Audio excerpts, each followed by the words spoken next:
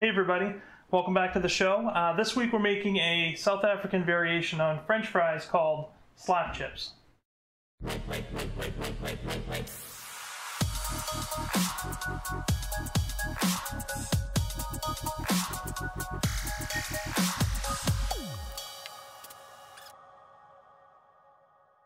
So the first question you're probably going to ask is, what are slap chips? Why are they different than normal French fries? They're not hugely different, but you can take most of the meaning from the name. Slap in Afrikaans, which is the language primarily spoken down in South Africa, means soft. So more than a traditional French fry, which often if you go to a state fair, they're just cut up and dropped into a deep fryer. Or most of the ones we get from other places, like fast food joints, are frozen and then deep fried. Slap chips have a slightly different method of cooking. One step, you're actually going to microwave them, which cooks the center of them faster so that they don't have to spend quite so much time in the hot oil. It helps soften the whole fry up without overcooking it in the oil. So that's one step. And another step is they're typically finished, and this isn't necessarily new to French fries. I know our Canadian friends have been doing this for a long time. They're typically finished with some form of vinegar after they're cooked. And again, Canadians have been doing this for quite a while with malted vinegar, but we're going to be doing things slightly different this time. And the first step you're going to want to do is get your potatoes, obviously. I'm going with a russet potato simply because they're very well suited to making French fries. And then what you're going to need is a bowl of water. I have a strainer here as well, which will make it easy for me to get the potatoes out. And what you're going to want to do is wash your potatoes.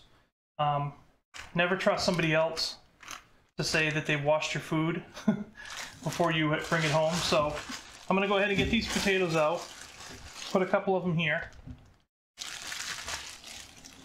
and go ahead and scrub these. If you have one of those food scrubbers, go ahead and use that here, it'll work better. And you'll notice as I'm doing this, the water starts turning more and more brown. I'm not scrubbing the potatoes off. This is literally stuff that's not washed off the potatoes when they run them through the bagging facility. So again, wash them off cleanly. And then dump the water out in the sink.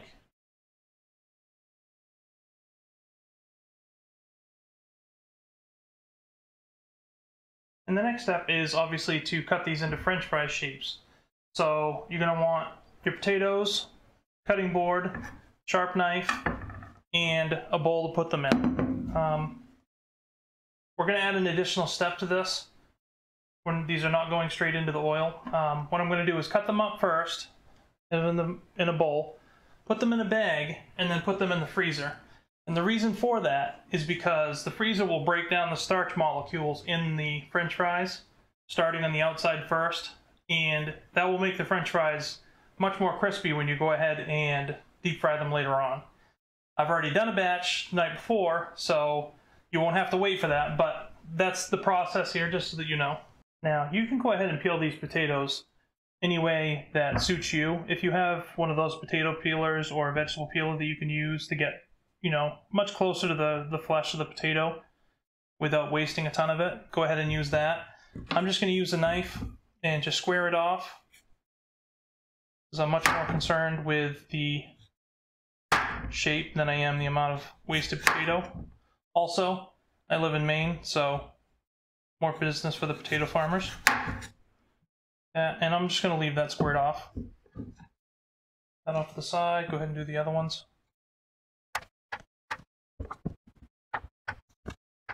There's that. And I'm going to go ahead and make shorter fries with this. They're going to be a little oddly shaped, but this is more of a traditional shape for them, as far as I've come to realize. They're not normally the long, somewhat flexible French fries we're used to. Now I'm going to cut these at an angle and come back and cut them at another angle. They're very rough looking, but you'll see they're very small. So go ahead and put those in the basket. Yeah, broke my own rule. Go ahead and put those there in the bowl and continue to cut the rest of these here.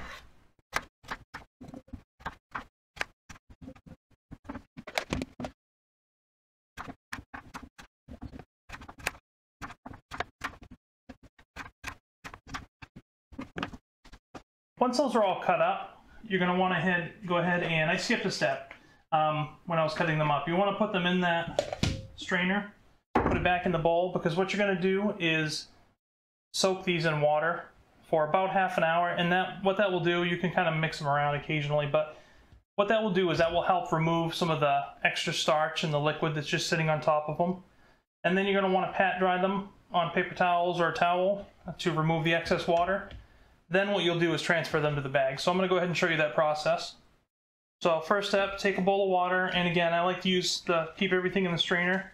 Makes it easier to separate them later on without having to pour it in. Go ahead and you can just dunk these if you want a couple times, maybe mix them around with your hand. And you can see in the water that's more cloudy. That's that starch that's coming out off these potatoes. And since I've already made a batch, I'm going to go ahead and accelerate this process. Normally you'd wait half an hour before skipping to the next step, but we're going to go ahead and jump there. And I've gone ahead and drained the water out of this, rinsed it out. I'm going to set it aside for now because we will need it in just a moment.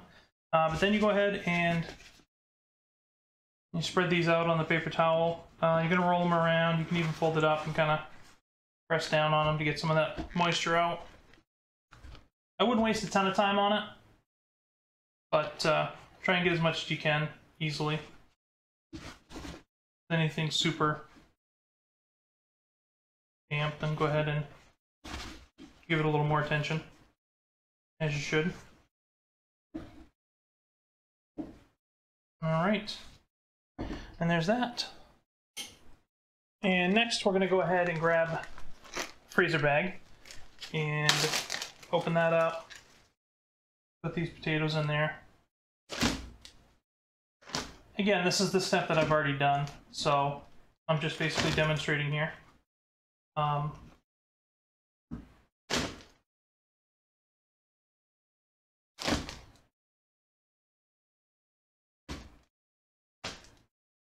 And you're going to want to leave these in the freezer once you get it done.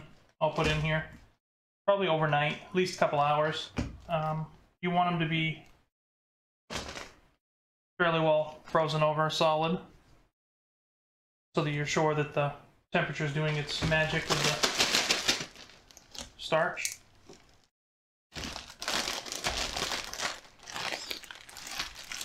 Squeeze all the air out of it you can, just to minimize the freezer burn. Like that. And these go in the freezer. These are the potatoes that I cut up and froze last night. As you can see, they're very solid and should work out great. And now we've come to one of the more unconventional steps in this process. I'm going to go ahead and take these frozen fries, dump them in to our microwave-safe Pyrex bowl. Break them up as much as you can, just because it'll help the heat get all of them, but those ones are not coming apart. And then you're going to want to microwave them. The amount you have to microwave them will fluctuate based on, once you have them in this bowl, you're going to want to put them in the microwave. The amount you microwave them is going to fluctuate based on the amount of potatoes you have. You're not looking to entirely cook the potatoes. You're just looking to get them hot so that they'll soften up. So I'm going to go ahead and put mine in. I'm going to start them off for around 5 minutes. Probably will need to go a little more than 5 just because I made a lot, but we start off there and adjust. And if you want to stop every couple of minutes and, you know, kind of give everything a turn over, that's fine.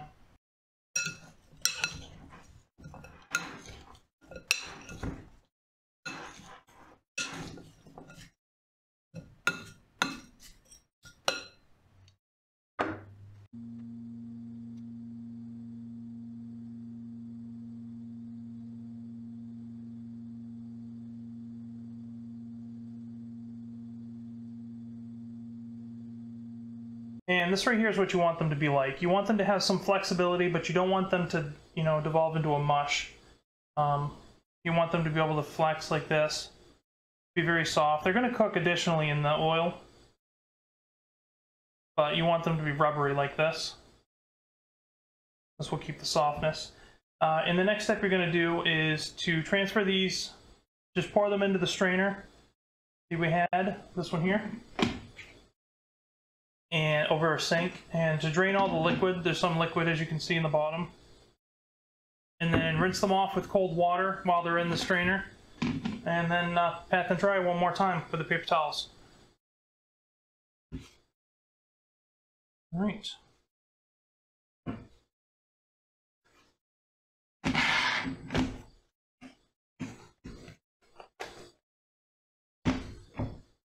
All right, and now we just need to set up the deep fryer.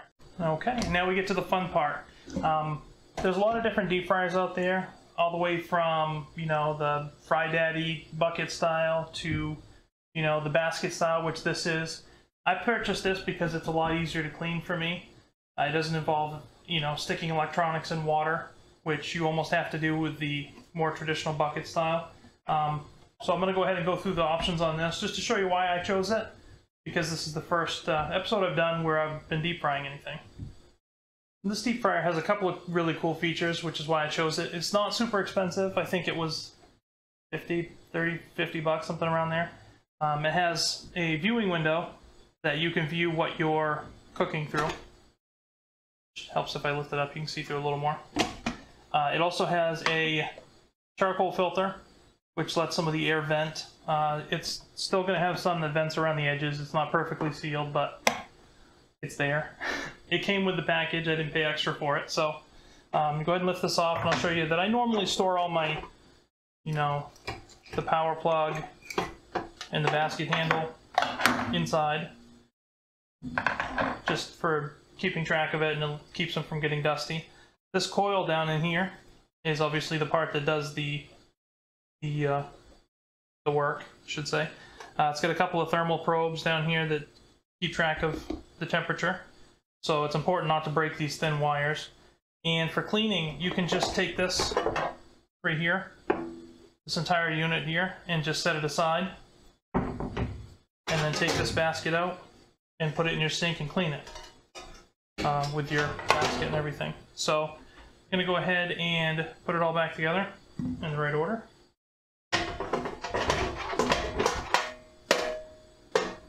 Add it all on. So that there, and you just, this one has a two-piece handle, so you just go ahead and you can see the catch, squeeze it down in. Each of those ends goes through its own little hole, and then you can set it right up there. Normally we'll take it off. I'll slide this in so you can see. Has that little catch. That's so you can let it drain, and then you set it down in like that when you're deep frying. So I'm going to go ahead and add the oil. The fill line on this is deceptively low. It's actually down here. I'll tilt it so you can see. It doesn't actually take a ton of oil. So again, you're not making huge batches of stuff with this, but it's pretty efficient. So I'm gonna open this oil and pour it down until this probably will take the whole bottle.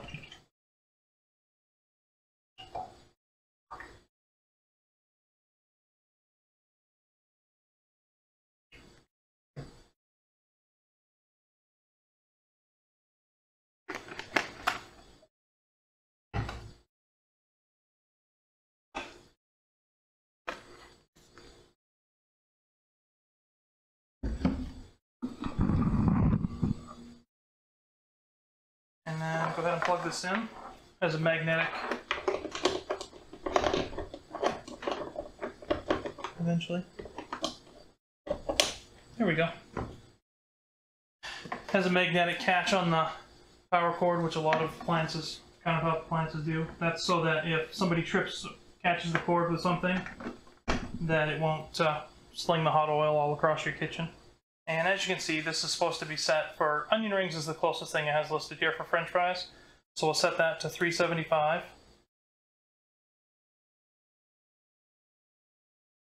and this element will begin to heat up. When the temperature is reached the appropriate level, and you don't want to deep fry before you've reached that level, make sure this light is on so that the temperature of the oil is at 375. You know, we're going for soft fries, not soggy fries. There's a subtle difference. So I'm going to go ahead and cover this up and set this right here for now. And we'll let it heat up. While that's heating up, you're going to want to go ahead and prep everything so that as soon as it's ready, you can go ahead and start frying, and you don't have to be running all over the kitchen to grab stuff that you should have prepared ahead of time. So what I have here is potatoes that we've already gone ahead and cut up, frozen, microwaved, washed, rinsed, patted dry a couple 100,000 times. Those are all set and ready to go. Here we also have the same bowl that I just rinsed out a couple times, lined with some paper towels, and this is going to be used to absorb the excess cooking oil. And another variation from traditional French fries, again, this is the entire namesake of the dish, is as after they're done, while they're down in here draining off, we traditionally would just, in America, just leave the uncovered because we want that really firm crispiness. Slap fries, you're going to want to cover this with a plate or covering of some sort. Some people just fold the paper towels over them. What that does is allows the French fries to reabsorb some of that, you know, outgassing moisture. Like they're cooling off and the heat rising out takes moisture with it. But the plate's going to keep that in there. So it's going to change the texture subtly, and that's the difference we're going for. And now that our ready light is on, we're going to go ahead and get these ready to go. Set that aside. And you never want to fill your basket over the oil, because if you miss at all, or some of them get tossed to the side, they can fall in there, and then it's a nightmare. And set the potatoes in there. Obviously spread them around. You want to minimize the amount that they touch, just so that they get cooked more evenly. They're going to go everywhere once they get into the oil, but if you let them, if they get touched on all sides by oil at the same time, then they're going to get seared, and then they can touch each other and they won't stick. So that should be good for one basket. I'm going to go ahead and set that in.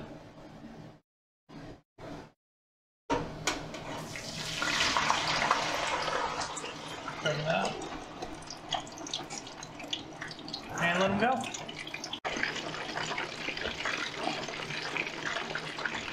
As you can see, there's all kinds of moisture coming out here, so that's what my joke about the charcoal filter came in.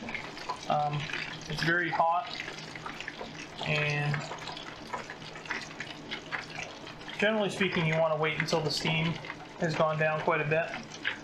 The light, your ready light's going to go out because the temperature of those French fries, when they hit that oil, the potatoes being much cooler than the oil, is going to drop the oil temperature, and then the electric unit, heating unit, will kick back on to bring them back up.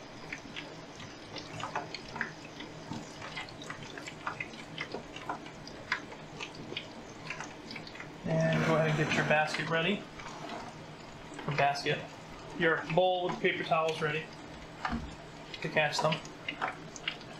And also, one step you want to do now, if you have any seasonings that you want to add to them, as far as, you know, the vinegar that we mentioned, and this is kind of one of the variations I'm making on it. Typically with slap fries, you don't freeze them ahead of time. I did that because I like them slightly crisper.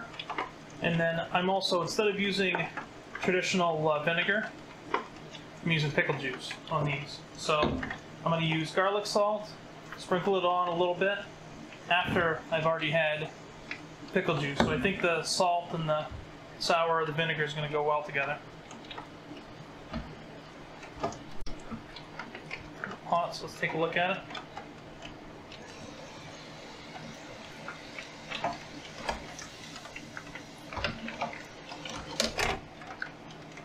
I want to go a little bit longer. So now that these are ready, we're going to go ahead and take them out. Lift this up, set it right there, set this off on the side, let them drain.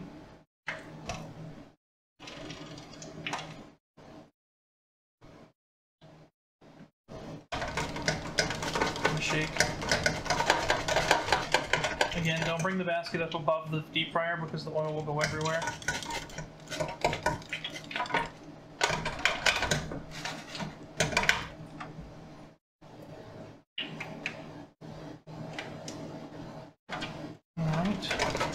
Good. And then go ahead and put these in here.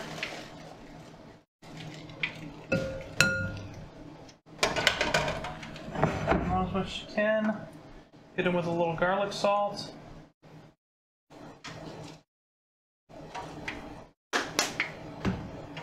Toss them a little bit. And I'm going to want to put the... I'm going to want to put the pickle juice on last because I want to do them all at once.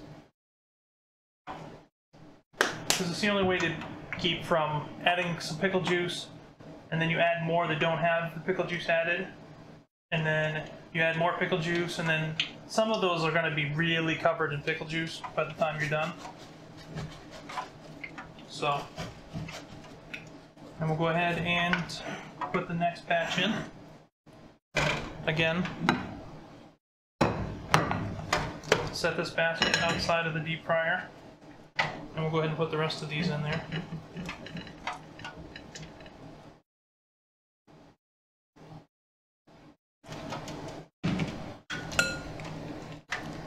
Alright, and drop them in.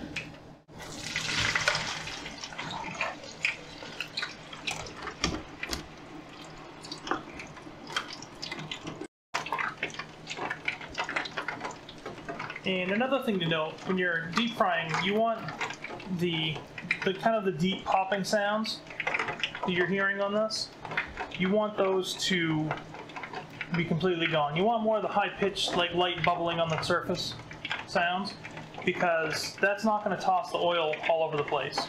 The deep popping sounds are generally when there's moisture in the oil and it's just violently reacting to it. It's, you know, steaming, it's turning into steam and popping. That's what will, you know, shoot oil into your face, things like that. That's why this has a cover on it. It keeps the area, you know, if you've ever deep fried anything without a lid, you know that that oil goes everywhere. This saves a ton of that cleanup just by having the lid on it. Okay, and the second batch is about done. As you can see, I put the glass plate on top of it. And when I lift it away, you can see all that moisture that got trapped in there. That's going to keep those nice and soft. Go ahead and set it over here, upside down. And I will lift this up and let that dry. There's still a little bit of that moisture popping going on, but we're just going to leave it. These fries, as you can see, this is lifted up and it's hooked onto that ledge, so they're not sitting in the oil right now, but they're still they're being drained.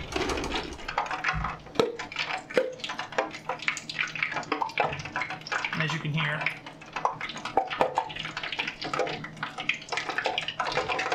those are generally speaking, those will cause... You can go ahead and turn this off now. I'll probably help with that.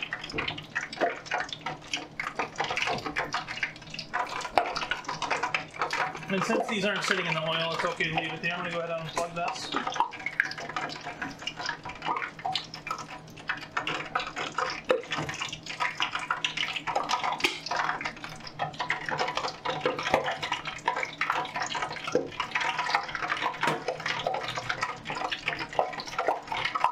Sounds angry.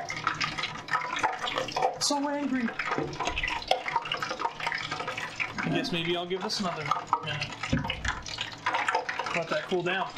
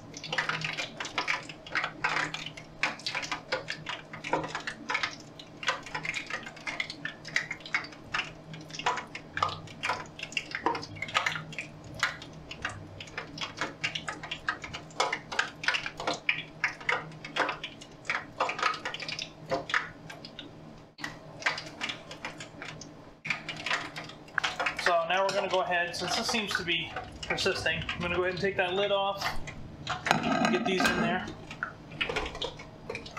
since they've been kind of draining out for a while. Shake those, dump them in this, replace that, and then put the lid back on, so that's going to keep all that spattering oil in there. And we're going to go ahead and season these. Again, first I'm going to hit them with the little garlic salt.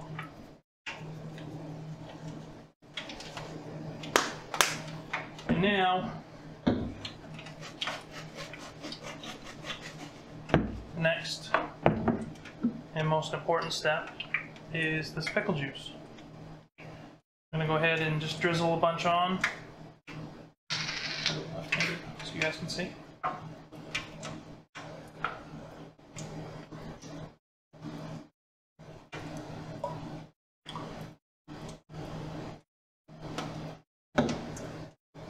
There's that. And toss them a little bit.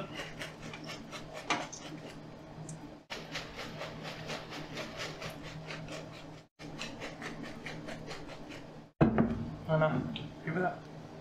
Oh, man, that smells good. I'm going to add a little more. Because of the oil on the surface, a lot of this is running off, but some of it is sinking in.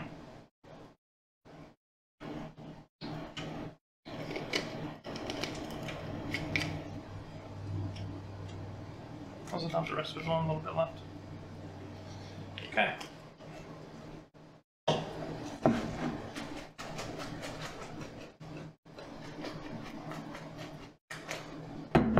Alright. And I'm going to get another set of paper towels here to hold them. And again, this is not a 100% traditional production of slap chips. So now we're going to go ahead and use the tongs because there's still some pickle juice in the bottom. So if you dump them into something, the pickle juice is going to go all over the place. But you want to go ahead and toss these. These are, again, the right consistency. They are crispy on the outside, soft in the middle. Go ahead and just spread them out here. And it's perfectly okay to get a little bit more of that pickle juice on them as you're doing this. 2-second roll. Da-da.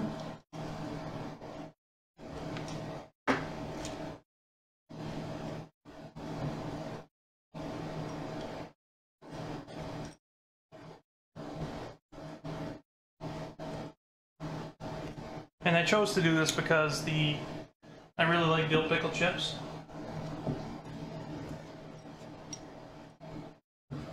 And that's 100% what these smell like.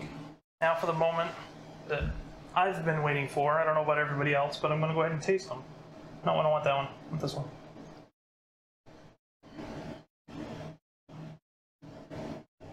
It's very different than a traditional French fry, more different than you would think. Because they still have that flexibility, but they have just that hint of crispiness on the outside. And then the pickle juice comes in. I mean, obviously the garlic salt's there, but it doesn't overpower everything because I didn't put a ton on.